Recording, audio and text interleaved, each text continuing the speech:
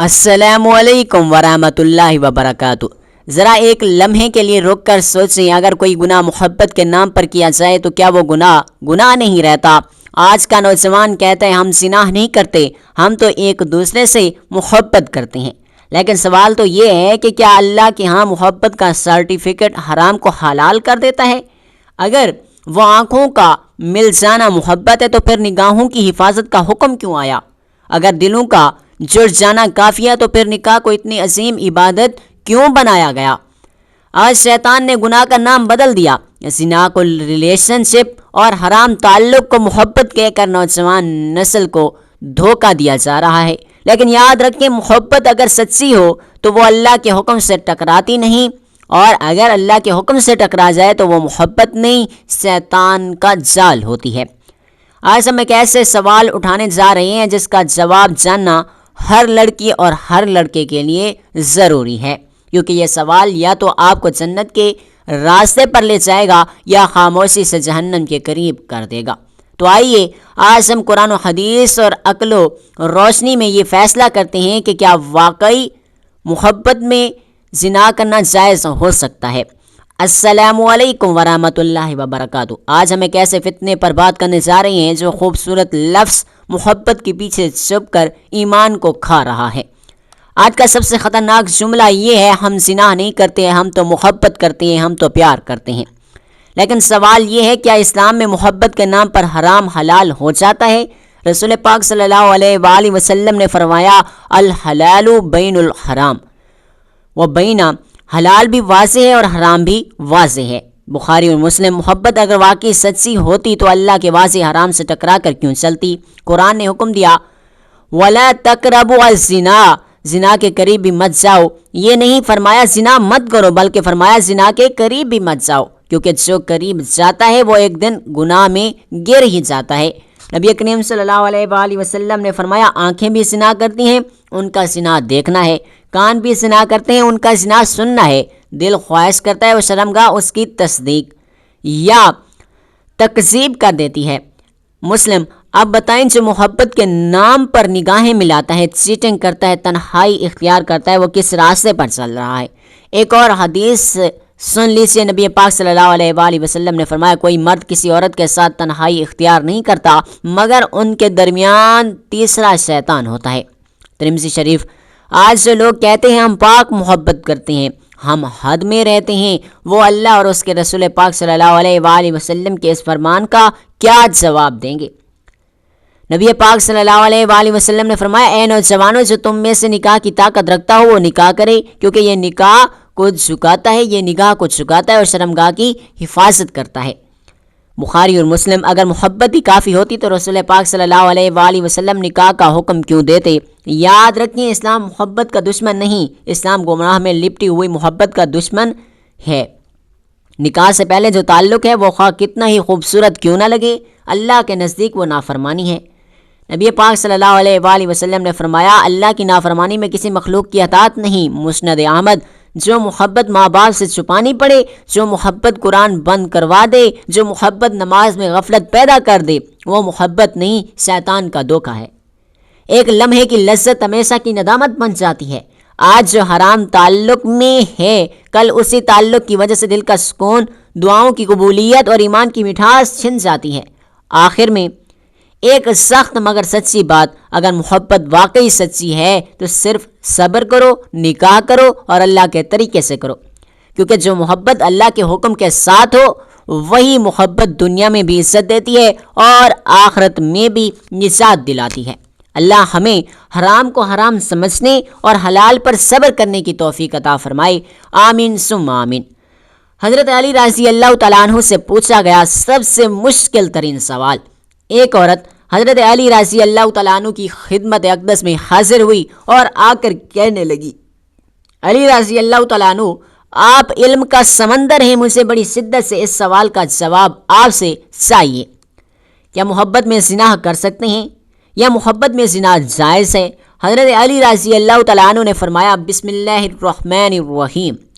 حضرت یحییٰ علیہ السلام سے پوچھا گیا کہ آپ تو اللہ تعالیٰ کے نبی ہیں، ذرا یہ بتا دیجئے کہ زنا کی ابتدا کیسے ہوتی ہے؟ حضرت یحییٰ علیہ السلام نے ارشاد فرمایا دیکھنے سے یعنی دیدہ بازی سے اور تمنا کرنے سے نظر بازی سے بدکاری اور بے حیائی کی چابی ہے جس سے زنا کا دروازہ کھلتا ہے۔ حضور پاک صلی اللہ علیہ وآلہ وسلم نے حضرت علی رضی اللہ تعالیٰ عنہ سے ارشاد فرمایا اے علی رضی اللہ تعالیٰ عنہ کسی بھی عورت پر اچانک نظر پڑ جائے تو نظر پھیر لو اور دوسری نگاہ اس پر نہ ڈالو، کیونکہ پہلی نگاہ تو تمہاری ہے اور دوسری نگاہ تمہارے لیے نہیں بلکہ شیطان کی ہے۔ اسلام میں نظر بازی قطعاً جائز نہیں، کیونکہ یہی شیطانی تیر ہے جو شرافت اور اخلاق کو اچھل کر کے رکھ دیتے ہیں۔ نگاہ کی حفاظت سے شرمگاہ محفوظ رہتی ہے۔ حضور پاک صلی اللہ علیہ وآلہ وسلم نے ارشاد فرمایا جب آزاد مرد اور عورت ایک جگہ تنہائی میں جمع ہوتے ہیں تو ان میں تیسرا شیطان ہوتا ہے جو انہیں گناہ کرنے پر آمادہ کرتا ہے۔ جنسی تسکین کے لیے سیکس ویڈیو کو دیکھنا، گندے رسالے پڑھنا، نائٹ کلبوں میں جانا اور مساج کر کے بہانے جنسی تسکین حاصل کرنے والوں کو اپنے ایمان کی فکر کرنی چاہیے۔ حضرت عائشہ رضی اللہ تعالیٰ عنہ فرماتی ہیں کہ میں نے حضور پاک صلی اللہ علیہ وآلہ وسلم کو فرماتے ہوئے سنا ہے کہ جو عورت اپنے شوہر کے مکان کے علاوہ کسی اور جگہ اپنے کپڑے کو اتارتی ہے تو اپنے اور اپنے رب کے تعلق کو اس نے توڑ دیا۔ حضور پاک صلی اللہ علیہ وآلہ وسلم نے ارشاد فرمایا کہ اللہ تعالیٰ کے نزدیک شرک کے بعد سب سے بڑا گناہ یہ ہے کہ آدمی اپنا نطفہ ایسے رحم میں ڈالے جو اس کے لیے حلال نہیں، یعنی زنا کرے۔ کوئی شخص زنا کرتا ہے وقت مومن نہیں رہتا۔ حضرت علی رضی اللہ تعالیٰ عنہ فرماتے ہیں کہ غیرت مند آدمی کبھی زنا نہیں کرتا، شریف آدمی کبھی فحش نہیں بکتا، بدکاری کوئی معمولی گناہ نہیں۔ بدکاری معاشرے کا سنگین ترین جرم ہے۔ جہاں زنا ہوتا ہے وہاں فنا ہوتا ہے۔ اسلام میں زنا کا مرتکب انسان سوسائٹی میں رہنے کے قابل نہیں، وہ معاشرے کے لیے ناسور اور زہر قاتل ہے۔ اللہ تعالیٰ کے نزدیک اس قدر ذلیل ہے کہ اللہ تعالیٰ نے اس کا 70 عرش پر زندہ بھی گوارا نہیں کرتا۔ ایسے فعل کا مرد کبھی اپنی ماں، بیٹی، بہن اور اپنی بیوی کے ساتھ بھی زندگی بسر کرنے کے قابل نہیں رہتا۔ حدیث شریف میں ہے کہ حضور پاک صلی اللہ علیہ وآلہ وسلم نے ارشاد فرمایا 7 آسمانوں اور 7 زمینیں شادی شدہ زانی پر لعنت کرتی ہیں اور جہنم میں ایسے لوگوں کو شرمگاہ سے ایسی سخت بدبو پھیلے گی کہ اہل جنت بھی اس سے پریشان ہوں گے اور اس کے عذاب کے ساتھ ان کی رسوائی جاننے میں بھی ہوتی ہے۔ حضور پاک صلی اللہ علیہ وآلہ وسلم جب معراج پر گئے تو آپ صلی اللہ علیہ وآلہ وسلم کا حضور ایک ایسے گروہ پر سے ہوا جس کو سخت عذاب ہو رہا تھا۔ آپ صلی اللہ علیہ وآلہ وسلم نے جبرائیل علیہ السلام سے پوچھا کہ یہ کون لوگ ہیں؟ حضرت جبرائیل علیہ السلام نے جواب دیا یا رسول اللہ صلی اللہ علیہ وآلہ وسلم یہ وہ لوگ ہیں جو دنیا میں زناکاری کے کاموں میں مبتلا رہے ہیں۔ اسلام نے زنا کی سزا اس کے لیے رجم سنگساری مقرر کی ہے تاکہ دوسرے لوگ عبرت پکڑیں اور اس برائی کو سر اٹھانے کا موقع نہ ملے۔ غیر شادی شدہ زانی کے لیے 10 کوڑے ہیں اور 1 سال مکمل بدر کرنے کا حکم ہے۔ حضور پاک صلی اللہ علیہ وآلہ وسلم کی خدمت اقدس میں ایک آدمی حاضر ہوا اور درخواست کی یا رسول اللہ صلی اللہ علیہ وآلہ وسلم مجھے زنا کی اجازت دے دیں۔ آپ صلی اللہ علیہ وآلہ وسلم نے ارشاد فرمایا کیا تم چاہتے ہو کوئی تمہاری ماں کے ساتھ زنا کرے؟ عرض کیا نہیں چاہتا۔ آپ صلی اللہ علیہ وآلہ وسلم نے ارشاد فرمایا اسی طرح وہ لوگ بھی نہیں چاہتے ان کی ماؤں کے ساتھ کوئی زنا کیا جائے۔ پھر ارشاد فرمایا کیا تم یہ چاہتے ہو کہ تیری بیٹی کے ساتھ کوئی زنا کرے؟ عرض کیا یا رسول اللہ بالکل نہیں۔ اسی طرح اور لوگ بھی نہیں چاہتے کہ ان کی بیٹی کے ساتھ کوئی زنا کیا جائے۔ پھر ارشاد فرمایا کیا تم پسند کرتے ہو کہ تیری بہن کے ساتھ کوئی زنا کرے؟ عرض کیا نہیں یا رسول اللہ صلی اللہ علیہ وآلہ وسلم۔ ارشاد فرمایا اسی طرح وہ لوگ بھی نہیں چاہتے کہ ان کی بہنوں کے ساتھ کوئی زنا کرے۔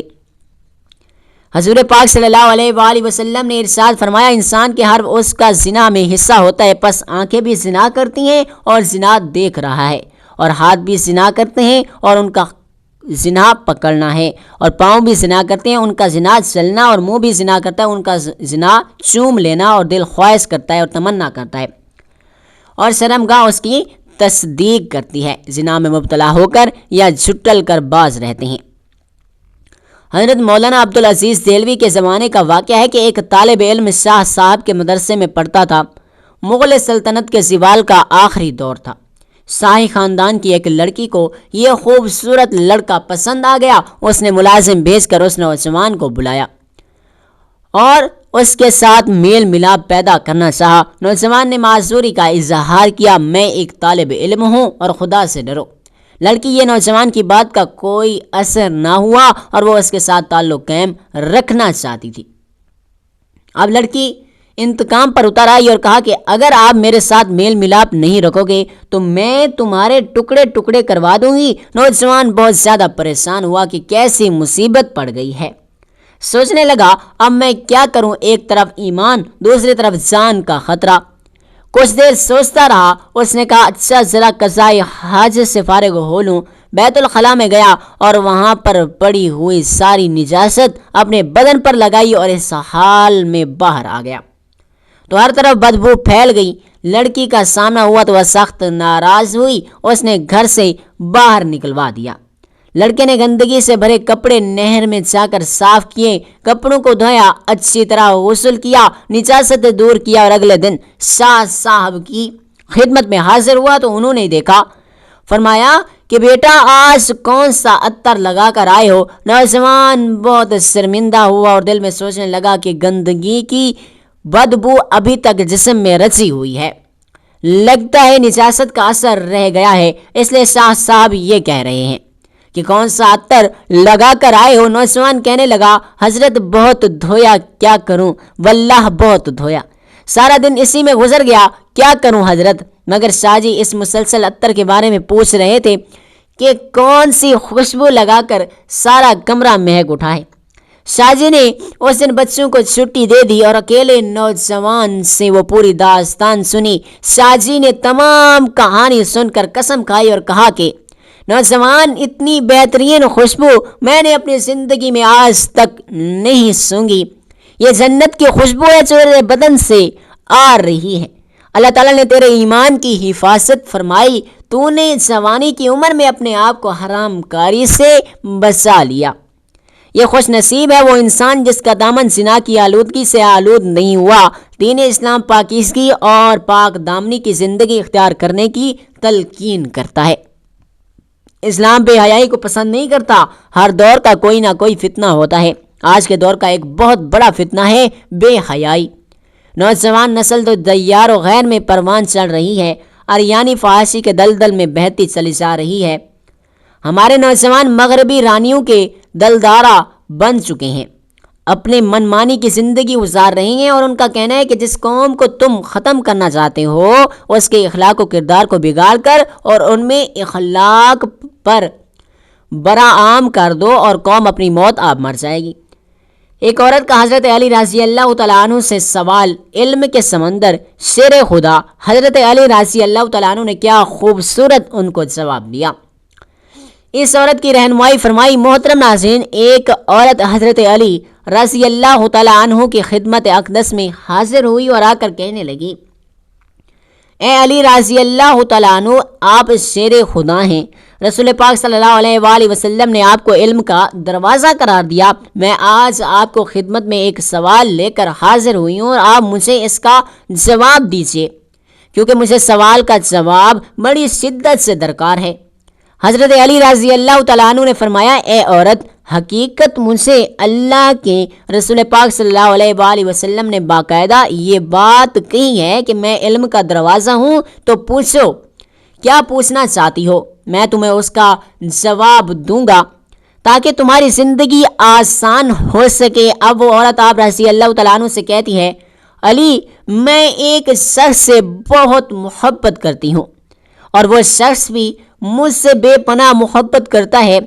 میں اس شخص سے محبت کرتی ہوں صرف اور صرف اپنی روح کی تسکین کے لیے، لیکن وہ شخص مجھے چھونے کی کوشش کرتا ہے، میرے جسم کی جانب اپنا ہاتھ بڑھانے کی کوشش بھی کرتا ہے اور مجھے چھو کر اپنی نفس یعنی خواہش کا اظہار بھی کرنا چاہتا ہے اور پورا بھی کرنا چاہتا ہے، علی میں پوچھ رہی ہوں کہ یہ چاہتی ہوں کہ اگر وہ اپنی نفسانی خواہش کو پورا کر لے تو کیا جائز ہے یا جائز نہیں ہے؟ حضرت علی رضی اللہ تعالیٰ عنہ سے یہ سوال پوچھا گیا تو حضرت علی رضی اللہ تعالیٰ عنہ نے فرمایا، اے عورت، محبت وہ ہوتی ہے جس محبت کے اندر انسان دوسرے انسان کی عزت کرے۔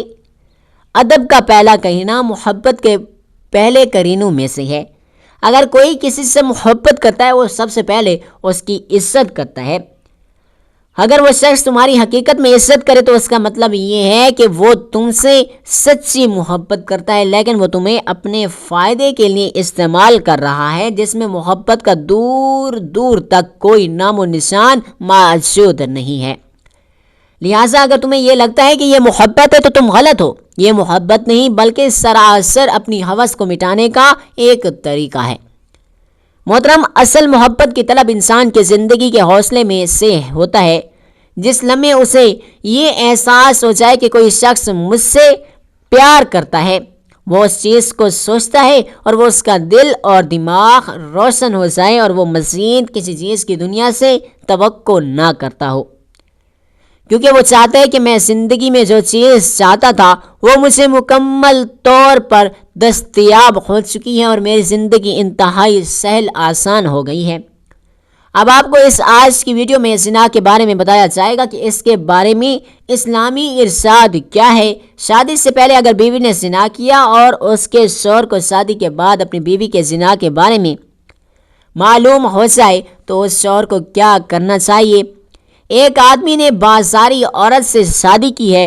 شادی سے پہلے وہ مرد اس عورت سے ناجائز تعلقات قائم رکھتا تھا اور اب انہوں نے شادی کر لی۔ قاری صاحب کہتے ہیں کہ جس سے زنا کیا جائے اس سے نکاح نہیں ہو سکتا۔ قاری صاحب کی یہ بات درست ہے، باقی ایسا نکاح حرام ہے۔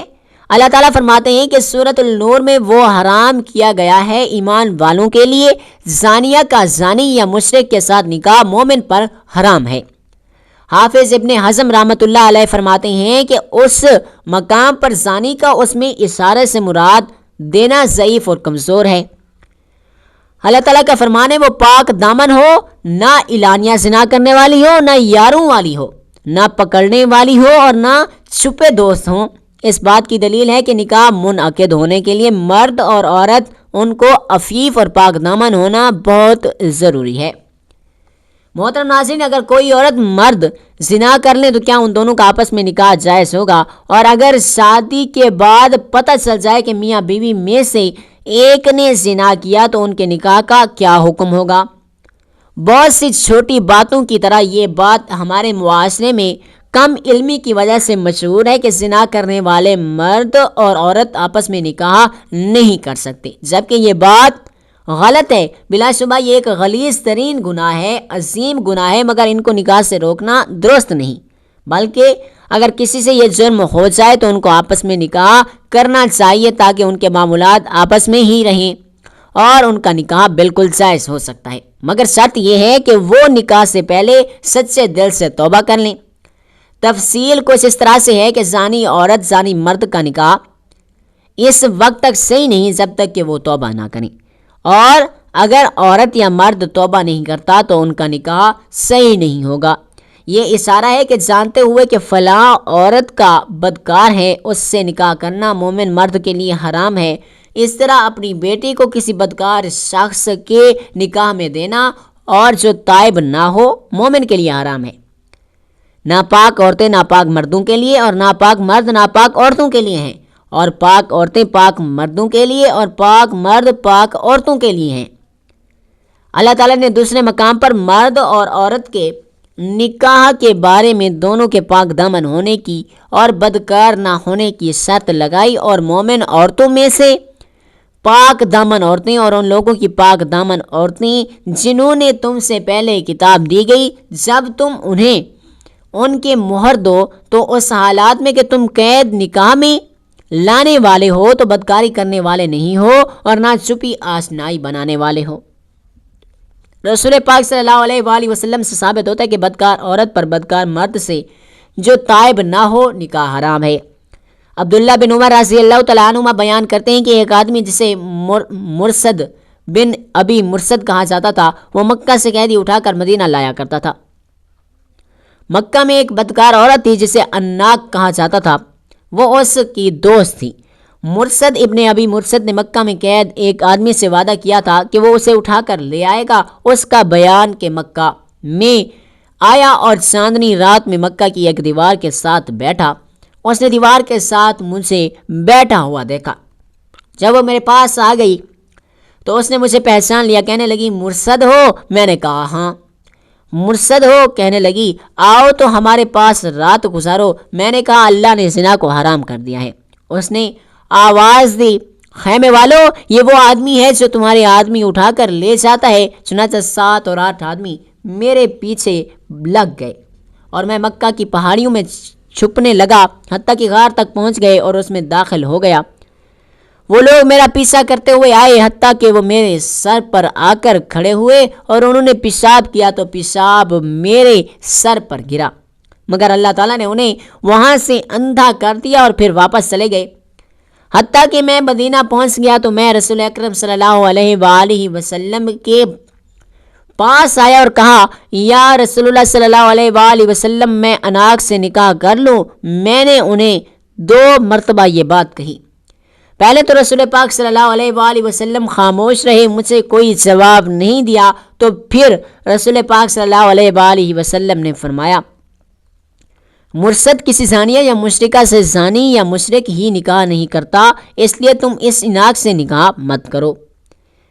سنن ابی داؤد میں لکھا ہے کہ کسی بھی شخص کے لیے ایسی عورت سے نکاح کرنا جائز نہیں جسے زنا ہو چکا ہو، اور یہ مومن پر حرام کر دیا گیا ہے۔ زانی مرد اور زانی عورت سے نکاح ہونے کے لیے واضح دلیل ہے جب تک کہ وہ توبہ نہیں کرتے، اور ان سے نکاح حرام ہے، اور اسی طرح زانی مرد سے بھی جب تک کہ وہ توبہ نہ کرے نکاح جائز کرنا جائز نہیں۔ لیکن اگر زانی مرد اور زانی عورت زنا کرنے کے بعد سچی توبہ کر لیں اور اپنی گناہ پر شرمندہ ہوں تو ان کا آپس میں بھی نکاح جائز ہو سکتا ہے، اور کسی اور کے ساتھ نکاح بھی جائز ہے۔ جیسے کہ کوئی مشرک شرک سے توبہ کر کے مسلمان ہو جائے تو ان کے لیے نکاح جائز ہے۔ جس نے توبہ کی اور ایمان لے کر آیا اور عمل نیک کیا، یہ لوگ ہیں جن کی برائی اور اللہ تعالیٰ نے نیکی میں بدل دی، اور اللہ تعالیٰ ہمیشہ بے حد بخشنے والا اور نہایت رحم کرنے والا ہے۔ دعا ہے کہ اللہ تعالیٰ میرا سنانا اور آپ کا سننا اپنی پاک بارگاہ الہی میں قبول اور منظور فرمائے، آمین یا رب العالمین۔ ناظرین، کمنٹ باکس میں اللہ تعالیٰ کی 99 ناموں میں سے کوئی ایک نام ضرور ٹائپ کریں۔ اگلی ویڈیو تک کے لیے اجازت دیجیے۔ اللہ حافظ۔ اللہ تعالیٰ ہم سب کا حامی و ناصر ہو۔ جزاک اللہ۔